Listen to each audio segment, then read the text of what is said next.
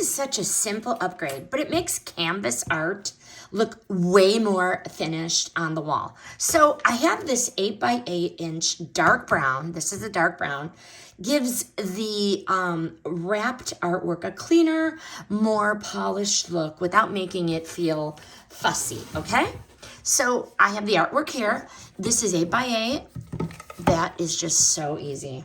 The dark brown finish gives a warm, classic look that really works well with all kinds of different art styles. The frame comes in so many different sizes and colors. This is 8x8, okay? But it makes it so much easier to match more than one canvas in your space, being able to change the color and the shape of the frame. The frame comes with all kinds of hardware to mount it, so it feels so much more ready to use and less like another project you have to finish.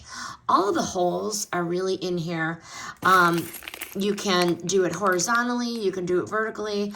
There are just so many ways. You just decide what's right for you. But the floating style gives the canvas art that clean gallery look, which I really like.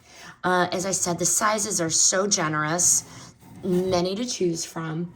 And this is just such a simple, easy way to make those canvas pieces look more intentional and more pulled together. Really recommend this 8x8 canvas art frame. Very nice upgrade. This review is sponsored by the brand.